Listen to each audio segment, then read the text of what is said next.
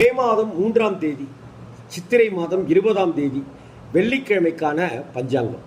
சூரிய உதயம் 5:56, நட்சத்திரம் அவிட்டம், இரவு 1:49 வரைக்கும், அடுத்து சதயம். திதி தேய்பிரை தசமி இரவு 11:24 வரைக்கும், அடுத்து ஏகாதசி. யோகம் பிராமியம் மதியம் 2:18 வரைக்கும், பிறகு மாகேந்திர. கரணம் வலசை மதியம் 12:41 வரைக்கும், அடுத்து பத்திரை. ராகு காலம் 10:00 12, யமகண்டம் 3 4:30, குளிகை 7:30 9, சூலம் மேற்கு, பரிகாரம் வெள்ளம்.